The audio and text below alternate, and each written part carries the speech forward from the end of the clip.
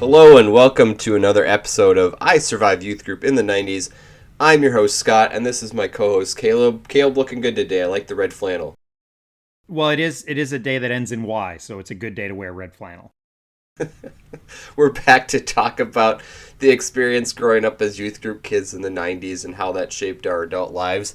We'll talk to our friends about their faith journeys, spanning from the 90s to today, and discuss current cultural topics through the lens of someone who grew up during that era. Now, Caleb, we don't have a guest today, but we decided that it'd be a good idea to continue to lay some of that groundwork for our listeners, but what our experience was, and hope they can connect with some of it. So today we're going to talk about some of those fun events that our youth group did. I know one of those original events that happened when the youth group was much smaller, in fact, before I even came along in late 94, was called Hotel Getaway. Can you tell me more about that? Hi, this is Caleb, the producer of the show, just breaking in like I do every episode to remind everyone that the views and opinions expressed on this show may not actually be held or even approved of by everyone appearing on this episode. One of the goals of this show is to give everyone a safe space to share their opinions and thoughts on deeply personal matters of faith. We are not looking to start an argument, but instead let people share how they feel. We also know that our memories of events that happened 25 to 30 years ago may not be 100% accurate. We assume everyone's best intentions as they share how they remembered the experience of their youth. Now, back to the show.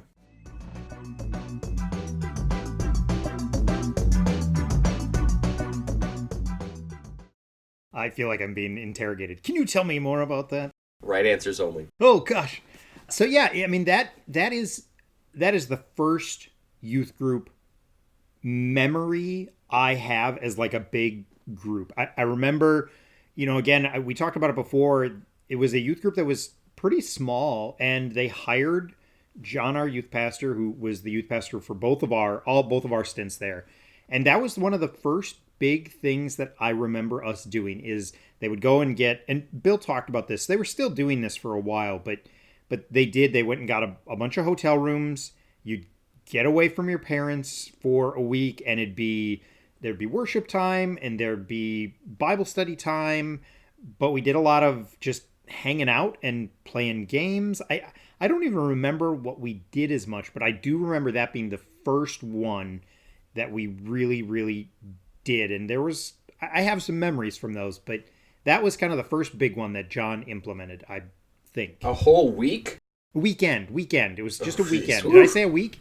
Oh, my bad. You said a week. Oh, my bad. Yeah, we just a weekend. So yeah, we'd leave Friday after school and we'd come back Sunday. So it wasn't long, but I remember it being a big deal. And again, when John came, I was in 7th or 8th grade, probably 7th grade. So for me, it was kind of this huge fun thing to go do. You know what's funny about that is I literally just now this is not a youth thing, but literally with my family, we just came back from basically the same thing with some friends of ours from our old small group that we still see from time to time over this past President's Day weekend. So we got away to a lodge up north and just hung out and, did the worship, study, fun combination thing, and it's basically the same stuff. I guess I would guess, again, we talked about that idea of like a youth pastor handbook. I'm guessing it's part of it, right? This getaway weekend, because then I know it morphed into other things, but like I do remember it, just how important it felt and how cool it felt to go do that. As somebody who didn't, the only other times I got away from my parents was to go to like my grandparents' house. I guess I did summer camp here and there, but I don't know. It felt cool. And the first couple, and this is maybe why it felt cool to me, is that, again, that first youth group was small. And so we were a big group. It was 7th, 8th through high school. And so I remember there was a guy named Andy who was there. And that was a big deal to me because I was at this hotel getaway with Andy, who would be my freshman year of high school. He was a senior, and he was the captain of the swim team. And the Woodbury swim team was a big deal. And I remember I knew him at school as a freshman, and that was kind of a cool thing. But here I am on a hotel getaway, hanging out with this very, very cool guy. I mean, way cooler than any of the other friends I've ever had. Present company not included, obviously. Hey, thanks. That was super genuine. Totally. But yeah, I mean, I do remember it just being this, it felt unique and it felt super cool. Even though I would guess if we'd throw it out on Twitter, I bet you a lot of people did the exact same thing. Yeah, I mean, it's kind of, like you said, part of a handbook playlist. You know, so it's part of what a handbook would tell you to do, right? Get the kids away from their parents, get them into a setting where they can be more comfortable, be themselves, so to speak. Most kids would feel comfortable in that situation. Some don't, which is fine. But, yeah, I mean, we did it as a family recently. My son does that with his youth group from time to time. Yeah, it's kind of par for the course. Now, when I came along, I think I did a hotel getaway or two, but the youth group then ended up becoming large enough that it morphed into camp getaway. Yeah, I remember those too. It wasn't Chaminade. It was Chaminade because I went to Big Sandy as a kid, and then I never went to Chaminade for summer camp. I only went to Chaminade for camp getaways, and then did we do like a fall retreat, like where? That's what I'm thinking of, the fall thing. But I think we did both. I think we did camp getaway with just us as well, or maybe that was way later. I'm trying to think. I just remembered we were able to get a hold of a whole camp. Yeah. No one else is there. It was a fall weekend. It might have been like MEA weekend thing. And, you know, by the time I was a sophomore, junior, it was at least 100 kids. I mean, it was a lot. Yeah. And so we had, you know, I was on the leadership team at that point. I was supposed to be in charge of a cabin of boys. It's just chaos. Yeah, that was where you really had to kind of up the ante on some of the fun, because it was a smaller hotel getaway. You can just play games and be in the pool or whatever. So it's funny you mentioned the pool, because I don't think anybody went in the pool when I went those first couple years. I think it's because it's kind of maybe people did later, but I don't remember going in the pool. Now I couldn't swim because of my stupid ears, so I always had ear problems that restricted my swimming. But I feel like it was like that whole like gym class swimming thing. Like, there's 11 of us in this youth group. No, I'm not getting into my bathing suit in front of the other 9 kids I see on a weekly basis. So maybe kids did later, but I don't remember swimming. Hey, that's legit, especially if you're a middle schooler and you got like a high schooler there and you're like, ugh. Yeah, here's my flabby little arms. But yeah, I mean, hotel getaway, easier to entertain a smaller group. You get into camp getaway, though, like, I can think of some legit games and stuff. We talked about that in our intro, you know, Chubby Bunny, string game, all that stuff. Other games that I can think of were, like, the egg game. Like, you had a carton of eggs, and somebody had put a pinhole in some of them to drain out, so you'd pick up an egg not knowing if it was full, for like full or not, and then you'd smash it on your partner's head, and sometimes it would be empty, and sometimes you get egg everywhere. I remember playing a lot of touch football. That's all I remember is endless touch football during the day. I don't remember that. But yeah, there's just kind of let them run wild on the camp. So I remember one of my greatest insults I ever threw out was at a camp getaway. We were doing a skit. We were doing some sort of skit where we had to like get into teams. And I remember that's where I dropped the infamous, if cheerleading was any easier, what would they call it? They'd call it breathing. And when I got off stage, Leah, who is a huge cheerleader, rightfully so, I am not saying she did the wrong thing, she came up and punched me in the gut as hard as she could. Yeah, we had a contingent of some cheerleaders in our group that we relentlessly made fun of just because, look, you get to bend out of shape about the littlest thing. We're going to exploit it. We're 8th graders. 9th graders. I remember, this is a good time to ask you and ask the audience, one who's ever listening, how many times did you play Jesus in a Carmen sketch? I know for me it was at least 2. I don't think I was ever allowed to. You know, I'm pretty sure I did not play Jesus. I don't think I ever But did. you had the hair. You probably played Satan. You looked more like Satan. I remember. I thought. Oh man, I swear. I thought Aaron played Satan one year. I know I was Jesus one, and I was Jesus one year, and she was Satan. I think I was the But narrator. like, Maybe I was the narrator. it's just like, it was definitely the champion, right? Oh yeah, Duh. yeah. We did another one too. I remember another one, and it wasn't as good. And I was like, why don't we just do the champ? If we're gonna do this crappy thing, why don't we do that crappy thing?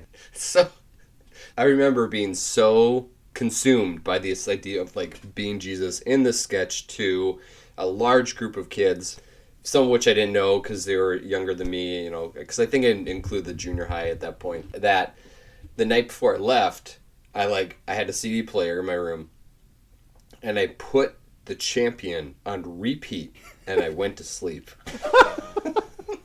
Subliminally. My parents were like, "What the? Like, just turn it off." And like, I was like, "What?" I woke up. I'm like, "Why is it off?" And so, but I think I executed pretty well. I'll never succeed as Jesus. You turned it off in the middle of the night. Ugh. I can't sell the resurrection without listening to it overnight. And that is the only way to sell the resurrection is through Carmen video. I don't believe there's any other way to do it. It has to be via Carmen. It's the most effective way for sure. At R.I.P. Carmen forever. So now I don't remember doing the Carmen skit at like a camp getaway. I'm not saying we didn't, and I do remember doing it like once for the church at the front of Woodbury High School, and we had spacing things. But I remember it. The main place I remember doing it is on our mission trips to the orphanage in Mexico called Colina de Luz, and I went on at least a couple of those, and I don't know how much they kept on doing those, but you went on a couple of those too? Oh, I went on like at least 3. Okay. Did we ever go together? I don't know. Maybe once. Maybe only once. Yeah. Yeah. Crazy. Okay. So that, I don't know where that came about. Clearly, John had some sort of relationship with the folks at Colina de Luz, is my feeling. So, yeah, Colina de Luz was an orphanage in Tijuana, or is, maybe, hey, we should look it up. It was just over the border. It wasn't very far into Mexico, but first things first, shout out taco stand. Those tacos were the best. So there was like a taco stand within a mile of walking distance that we'd walk down to sometimes. They were delicious. But we would go and do service projects around the orphanage, and then in the evenings we would get in a couple of buses, and we would go to churches. Yep. And perform sketches and give testimonies. Yep. So Colina de Luz, still a thing. They've got a Facebook page. Definitely still in existence and still going on. So you can look them up. It's not even hard. Colina de Luz. And I didn't even have to look like Mexico or Tijuana, and it came up. So super easy to find. Totally still a thing. That's great. That's great. Yeah. They did good work. I remember that. I remember the taco stand. I remember the bus out to, or the 2 vans or whatever, out to churches where we'd lead a night of worship, even though, again, I don't think any of us played any sort of musical instruments, but we'd be involved with that. And then coming back, I remember the big challenge is that at breakfast, lunch, and dinner at the orphanage, you had to clear your plate. No questions asked, because the kids were expected to. And I remember there were definitely some times where it was tough to finish everything. And specifically, I remember having like cantaloupe water for like a meal. Right. And like it was really hard to get down. No, I agree. Like I don't like things like refried beans. I just don't. I still don't. I still, and those were definitely in everything. So no, I mean those were some good times. We had a good relationships with the kids, but they really attached to us, and I remember being very guilty because one year a couple of the kids we were like leaving the next day. And they were like, don't be like all the other Americans who never write us when they get home. And we were like, we won't be. And I just didn't write them. Like, I'm a terrible person. You're a terrible American. That's right. Make me feel even more guilt about it. But it is, it's something that, I look back on fondly. I think it was good for kids to do that. In fact, now that I'm remembering it, I know that I went at least 3 times because I went twice, at least twice in high school. And then it might have been in college or it might have been my senior year. I actually led a trip down there. Really? So, yes. So John wasn't with us. Our youth pastor wasn't with us. Oh, man. I don't remember that. I think it was the pastor's wife who went with me, and it was a smaller group, but some of the people that I hope to have on who've responded to our invitations came with, and I think it was like 4 or 5, kids, young men who came with, and probably the same amount of girls who were with her, but it was just the two of us as adult leaders. So, like, I had a hard time with that, because I get, like, freaked out with failing at responsibility. So I was in charge in Mexico. Crazy. With these young men. So I definitely remember being a leader on a trip. Okay. You see, I don't remember that. I remember a lot of painting. We do a lot of painting while we were down there. I remember I think we did some outside landscaping sort of stuff. Drywalling. Yeah, I remember a lot of drywalling. I think I went twice as a youth. And then I did go once by myself, which is a whole other story. I remember playing a lot of soccer poorly. Really poorly. I remember me and Ryan had a banana fight, or banana and peanut butter fight, where we chased each other around the orphanage at one point. I feel like we got in trouble for that. Because like people were mad we were wasting food or something. One year we brought a CD player and we brought some CDs. And I was so homesick that I really wanted to listen to the 5-Minute Walk sampler, because there's some good stuff on there, right? Yeah. Like, yeah, I love this stuff. And then I broke the CD. Oh, man. We couldn't listen to it. That's bad. rough. Everyone was pissed. I still have all 5 of those, just so we're clear. Those are great. So my going by myself, I was a junior in college, and I wanted to do something different.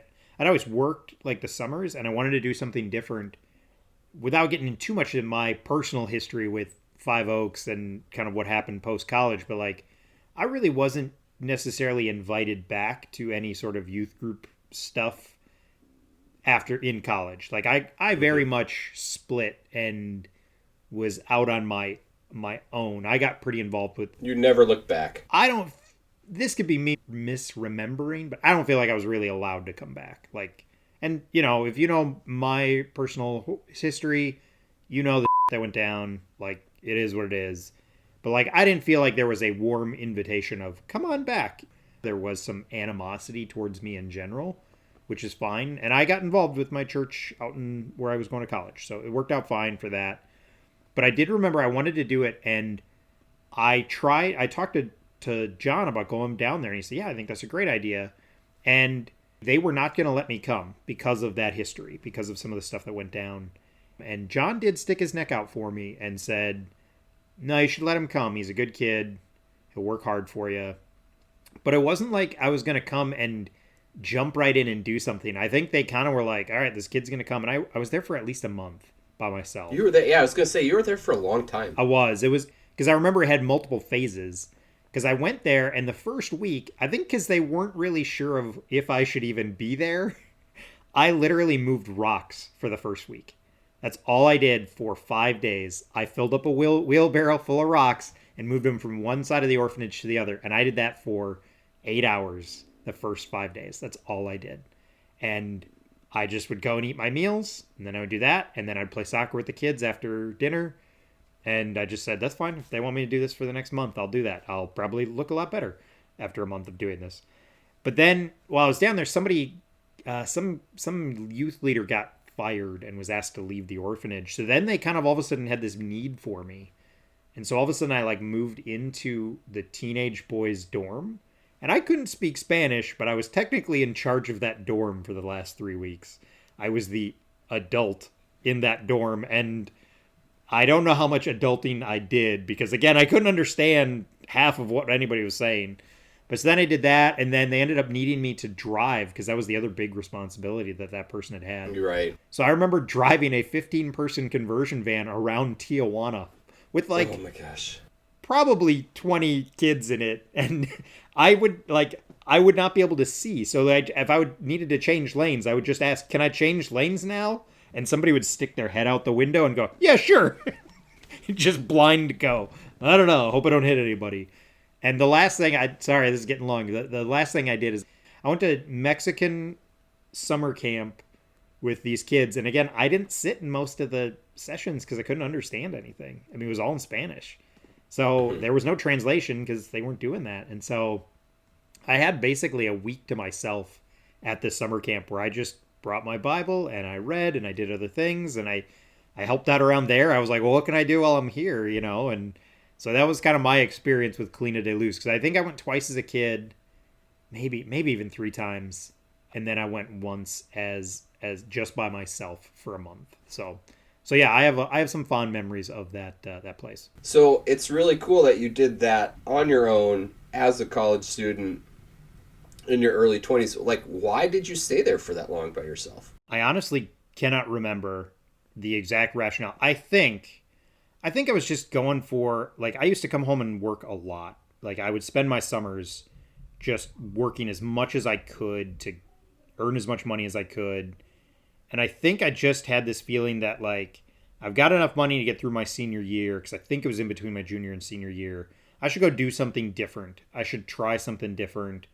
And it just felt like a thing that I could do that could be kind of my own little personal mission trip. And I think by that time I had kind of because I ended up, after college, I went overseas for 2 years and did mission stuff, and there's missionary stuff in my family. So I don't know if it was just an interesting way to do some of that. And I think that was the basis of the motivation, is just, I've got enough money for my senior year, I think, and let's try something different and see if we can do something different. And, I didn't want to go I never did a campus crusade summer project. Mm-hmm. And it just, I don't know if it was that fun connection to my youth, and it felt like, but clearly that place stuck with me enough that was on my mind in college, and I hadn't been there in at least 3 to 4 years, probably even more. Well, let's bring it back to hometown stuff. What would you do in Woodbury? No getaways, but like locally. So I was telling my wife this the other day. I was like, did I ever bring you to a barf night? Because I think we did barf nights like when I got into college, and she might have attended or, randomly. But she's like, barf night? No? And I'm like, oh. And then it took me like 60 seconds. I'm like, barf night stood for bring a real friend. Yeah. And it was like at the school, maybe at the church once we got the building. Yeah. And it would just be like, invite a friend from school, invite a friend from wherever, and just come hang out and we'll party or whatever. Christian style, of course. Yeah. Let's not go crazy. But pizza and Mountain Dew. Yep. And what did we do at those barf nights is the real question. Oof. I don't remember. We probably did more silly, zany stuff, just games. Yeah. They probably they might have had some sports going on if there was a court somewhere, but yeah, it was just come hang out as a kid. Look, I'm sure, why not? It was pretty fun. Like at the farmhouse, I swear I remember doing them at the farmhouse. And I think, yeah, we did like silly, messy games. We probably played foosball and pinball. Mm-hmm. But I do remember some sort of silly game, like messy games. I remember that. Mm-hmm. Yeah, and there probably was sports stuff when they eventually got some sort of... Although I don't remember doing that at all. I don't remember doing sports stuff. The only thing I really remember about a barf night, this is a little bit later, I think you were gone, is we were at meeting at the middle school, and we had barf night at the middle school, and someone wanted me to be in charge of music, so I was putting on music I thought people could dance to, and then I was like, let's play 5-iron, because we love 5-iron, right? And so I played Third World Think Tank, which is just like, great tune or whatever, but it's got the lyric about, like, there's a tear in my beer. I can't remember lyrics. I'm sorry. Don't be offended. I'm a little offended, but continue. Please. Thanks. There's something about some character in the song crying, saying there's a tear in my beer, something like that. And I was like, oh no, they're going to say beer. So I sprinted across the gym or wherever we were listening to it. And I got there just in time to turn down the volume so people wouldn't have to hear the word beer, and then I turned it back up. And we all kept... Nobody was the wiser, and we all kept dancing. But... Oh my gosh. You know, had to keep the kids safe. Yeah, clearly, because that would have been the end of it. Well... Don't listen to their new stuff. They got swears. Actually, please do. If you're offended by it, you probably should listen to it. Another one that I remember is billiards night, which I thought was pretty cool. Actually, we'd rent out a billiards hall, like a pool hall. Yeah, but it wasn't billiards night, right? Because we couldn't afford to do it at night. I remember doing it in the middle of the day. Oh, that's right. I remember it being like Saturday afternoon is we would do it. Because, you know, Saturday night, the billiard hall, because there was that one up in Oakdale, right? Yep. We got into going there because I think we thought it was cool. Like, we would go there on a Friday or Saturday night, I feel like. Our friend Mike was pretty into it, too, so he's pretty good. So I think we tagged along. But they would rent out the billiards hall for an afternoon, and you'd come and pay like $5. I mean, it was pretty. It was super cheap. It was a great deal. And, you know, I think the billiards place was happy because people were buying soda then. It wasn't free. And people were just buying stuff. And so, yeah, I remember doing that as well. I do remember those. That was a fun time. And you just play billiards with your friends and invite people. I definitely more than once was asked to bring my Avaya or Iowa sound system. So it was like the tower with the CD player on top with the speakers that had wires, you know, so you could like put the speakers like up to 8 feet away. And so we'd spread them out, and then I was like just blasting the jams. 8 whole feet. Wow. Technology. 1996 surround sound is what we called it. Because they didn't want us playing songs from the jukebox, because the jukebox wasn't going to have anything appropriate. Again, unsafe. Very unsafe. The Beastie Boys and Weezer. Very unsafe. That's the two I remember selecting the most from that jukebox. No, those were, I mean, look, they brought in some kids, right? Like, and, you Totally. know, they totally got kids interested in youth group. I think that might be one that's fairly unique to our experience. I can't imagine a whole lot of other places where, like, they're renting out billiards halls on a weekend afternoon. That one feels very unique to just our experience. You know, a lot of these things, again, I always make the comment, like, that handbook, that playbook, I feel like that one might be a little out of it. But maybe I'm wrong. But that one feels fairly unique. Maybe it's also unique to Minnesota because, you know, you've got these winters where it's hard to plan outdoor events and so, you know, and we didn't have a building. I think that's the other thing is for a long time we didn't have a building, so we did need to find unique experiences. And that probably shaped some of our events too, like not having just a building that you can go into, because now Five Oaks has a ton. I mean, they got a huge building and a ton of facilities. Where we couldn't do that. We couldn't just go to the elementary school that we were meeting in or wherever we were meeting in on a Saturday afternoon. It just wasn't always a possibility. So, yeah. It's a good point. It forced us to be creative. Yeah. And that's really what I kind of remember about that time is like, let's try and get as creative as possible to invite the kids in, to get them interested. For sure. Do you remember wearing like barf night and pool things on our backs, like around school? Do you remember doing that? I remember taping stuff to your back. Onto my backpack or onto my back. Yep. Yeah. Yep. It was like a free advertising thing. Yeah, exactly. That's how even our high school experience, I think, was pretty interesting, because I think today you'd do that, and my guess is you're not gonna. The ridicule is going to be off through the charts. Maybe I'm wrong. Maybe I'm doubting this generation. But like, I don't remember being ridiculed for that or like made fun of for that at all. And maybe we were, and I just missed it because I'm dense. But I don't remember that, which is pretty unique in and of itself. Because that was pretty dorky. That was super dorky, and I think you and I would love to do a episode about public school, because there's some things that I distinctly remember about how we tried to engage with public school that were, you know, for better or worse. But it was like, hey, we didn't really want to ask people all the time, so let's just throw a sign up on our backpack and walk through the halls. By the way, if it's not clear, both Kayla and I did go to public school, so you know, there's a lot of kids, a lot of exposure there to try and get people interested. Yep. Woodbury High School, both of us. And now it's not even the only high school in Woodbury, I believe. Correct. Any other events that were consistent that you can remember?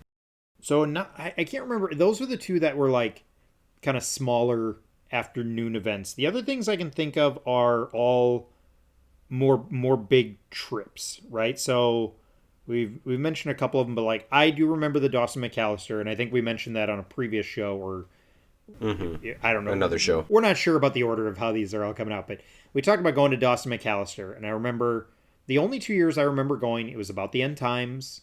It was at the Target Center. I remember getting off school on a Friday and like driving straight over to the Target Center so that we could be the first in line. So when they opened the doors, we could run in and tape off seats for our group because we wanted to sit as a group and we wanted to sit in the front. I remember doing that. And then, so I remember Dawson McAllister, and I think we stayed at a hotel for Dawson McAllister. Like we didn't go home.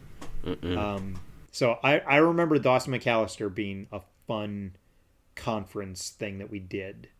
So that was, but that's more of a getaway, kind of a getaway, although still pretty centralized to Minnesota. So what are other ones that you can think of? Oh, Billy Graham came. Oh, Billy Graham came to the Dome, right? Yeah. And we volunteered for Billy Graham. I remember being a runner, so at that time, people would fill out cards, commitment cards, based on their decisions to follow Christ at that conference, and it had their contact information. And of course, you had to get them in contact with the Billy Graham organization so they could follow up with them and make sure that they had an opportunity to get content into their hands. So we were at the Dome. Shout out Metrodome. That is now gone. R.I.P. You'd find these cards on the floor over the whole stadium. You just run around and grab them. People would hold them up. Yep. And then you'd run them 3 blocks to the church down the street. Yep. It was kind of home base. And then you'd organize them or whatever. And so I think a bunch of us did that. I think we did. And I think we were there every night. Yes. Didn't they sort them? And then didn't they actually send them to like individual churches? So like if you were in the Eden Prairie area, you'd get sent to an Eden Prairie church, and like an Eden Prairie church would follow up with you. I thought that's how they did it. That they probably it was like the follow up from a local church, which actually is makes sense. I think better. I'd rather see somebody get involved with a local church than just a big organization. It wasn't like, here, buy our stuff. It's right. Like, hey, I want you to get connected with somebody. And I think the only night of that weekend of that week, because he was there for a week, I think. I remember the only night we didn't work was the DC Talk night, because we wanted to go see DC Talk in concert. So I do remember that. I remember just going to the DC Talk night. Although I remember it not being a very good show because it was in the Metrodome, and the Metrodome's not great for a concert. R.I.P. DC Talk. They did not die in the Metrodome. They no. Just that was a separate event. But maybe they should have. Maybe they should have. Yikes! Save that for your music takes. This is a little bit of a random offshoot, but do you remember that girl who called the house after? We talked about this a while ago. I did not remember it at all until you brought it up, and I was like, oh, yeah. So, real quick, like, it was like a group of like probably 10 or 12 of us who did this, and yep. So one night after it, we all went back. I mean, it was a Billy Graham event. It wasn't like we were out late, but we went back to my house, and we were hanging out in my basement, and one of the people that we had worked with had asked for my number. Well, it's 1997 or something. Like, I don't got a cell phone. Right. So I gave him my landline, and so we're in the basement, and it's like 11:30 midnight, something like that. And all of a sudden, the phone rings. And it's this girl, and she's like, what are you doing? And I'm like, what do you mean? I'm hanging out with my friends. And you guys are like, oh, she's into you. I'm like, whatever. And I never, after that, spoke with that person ever again. But it was like the first time I was like, hey, can I have your number? And I'll call you late at night the day that I got your number. So as a 16 or 17-year-old, I was like, But that was not what I expected. You should have fostered that relationship. You never know where it could have gone. This was a missed opportunity for you. What are you talking about? I'm very happily married. My wife's going to listen to this and be like, you But we didn't necessarily meet a whole bunch of people, but there were a ton of kids locally who were doing the same things we were doing Totally. there at the Billy Graham Crusade, because they had a lot of stuff that they needed to be done. All I remember from that was didn't we have to go to like training the week before? I swear we went to some big church and there was like a training where we learned what to do. And I distinctly remember them telling a story about how Billy Graham had wanted people to, because they tell people like if you're going to be counseling somebody, like you have Yeah. to have good breath. And like he was like, yeah, we should have everybody Yep. have this like little, they can take this little like sip of this like Banaka stuff. And like he got voted down because they're like, I don't know if we want people looking like they're taking a shot before they go talk to people about Jesus. And I remember that. I didn't remember the girl until you brought it up, and then I remembered it. But You like relentlessly made fun of me for that. rightfully so. I mean, Yeah, right. you know, especially like shortly after that, we were introduced to the movie Swingers, and there's that whole scene about like him calling that girl right away that night. I mean, so I think legitimately I should make fun of you for it still. That's a great movie. That is a great I movie. forgot. Excellent movie. Can't watch that one with your kids. Not yet. Yeah, no, I think that's a pretty good summary of some of the things that we did as youths back in the day. I continue to commend all the adults back then, now, who pour their time into the kids, because it's a lot. It's a lot of work, you know. And going back to the question I asked you about Mexico, it's like, well, why are you doing it? Well, everybody's committed to, you know, helping kids have as good a chance of success as having a relationship with God. But there was also this like a little bit of like, hey, it's got to look this way. We got to make sure they're doing these, you know, they learn to do these things. Again, not always bad, but kind of, you know, pigeonholed what we thought a Christian was at the time. So you've got one kid in youth group, and I've got 3 kids in youth group. So we're now at that age where our kids have transitioned to youth group stuff. And are your kids doing any of this? And I don't know, maybe the context of your church helps too.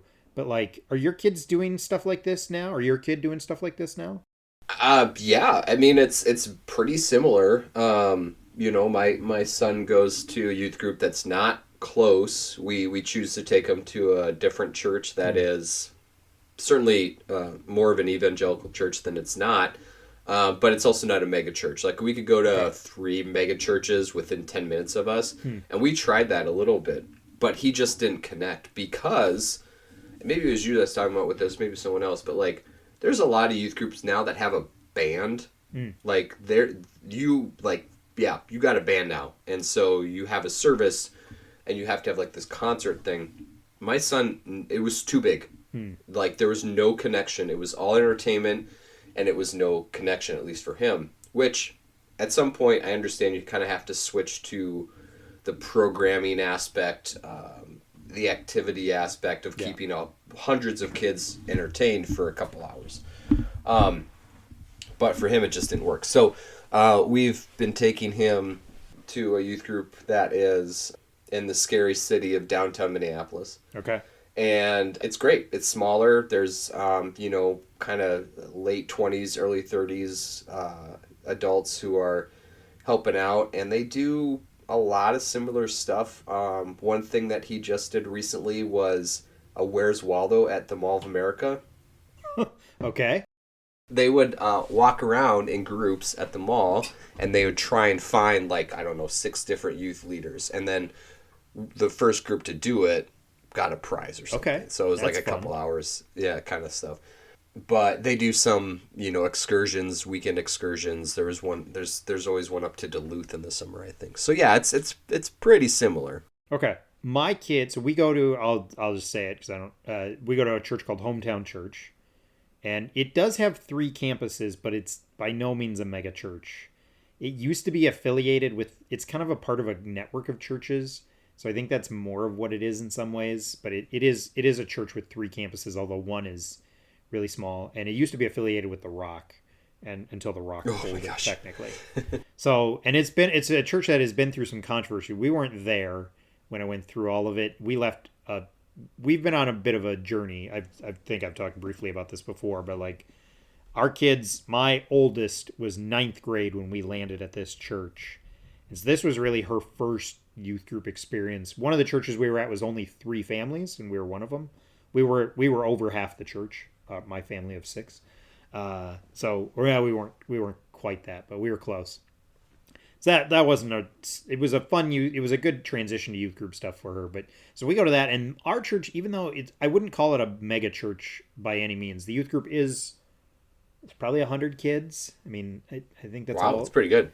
Yeah, I mean, and we do have a band, and now we have a band because there's just a history of music and youth in the church. There's a band that just kind of started to hit it big a little this year in the Twin Cities called Dury. They're on the Current all the time now. They are the guy who leads the youth band. That's their father.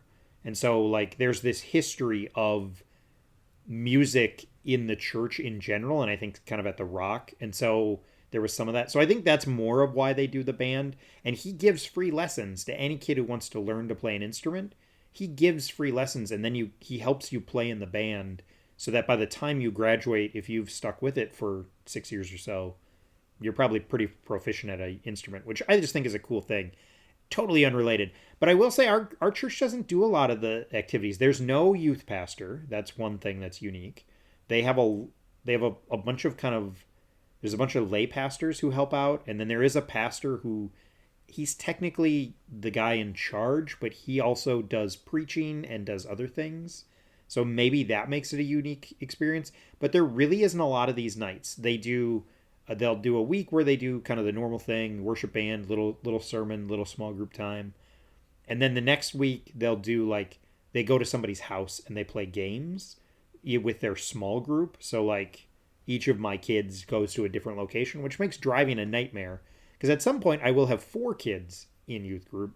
That's really going to be a nightmare, having to get 4 kids to 4 different places potentially. So it is a different experience. The only thing they do is they do a summer retreat where it's up a weekend at a camp. But that's it. I mean, that's really the only big trip they take. And then the only real like fun night they do is they do a Nerf war. And they go to our Lakeville campus and everybody brings all of their Nerf guns and they play capture the flag with Nerf guns. And it's pretty entertaining to be there, I will say.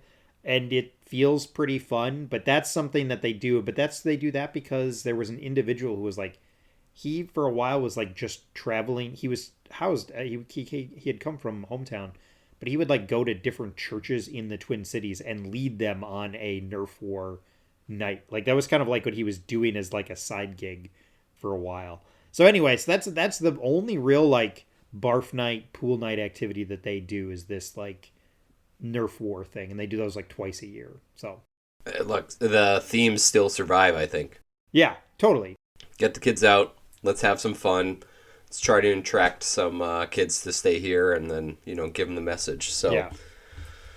It works. Yeah, and they do get kids coming in like for that. Like there, this one kid who he's not part of the youth group had showed up to one of them. I think he had come with a buddy, and he had like 4 duffel bags of like Nerf guns. He was ready.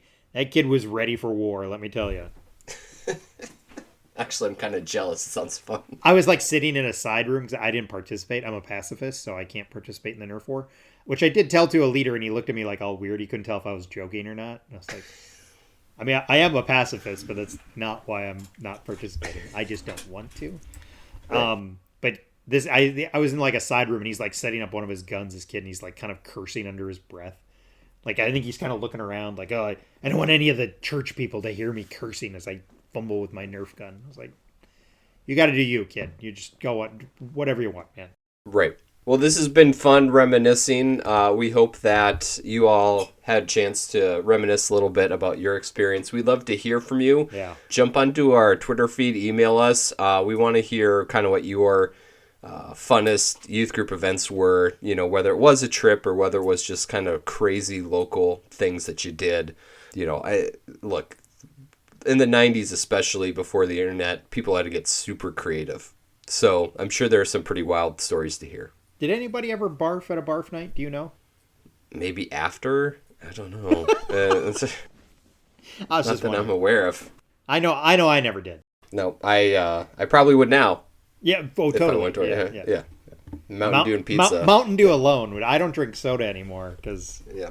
too fat. But 'Cause- I don't think I could handle it anymore. I can't follow that up with any.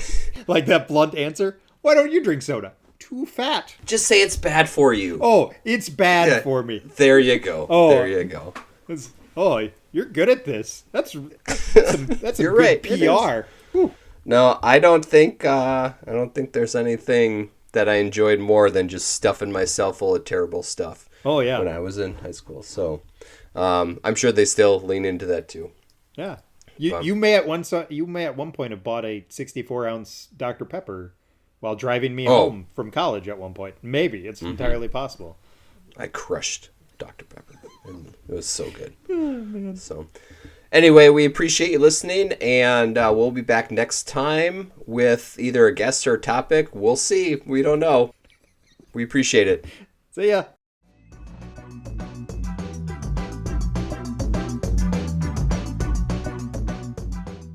Thanks for listening to this episode of I Survived Youth Group in the 90s. We hope you enjoyed it.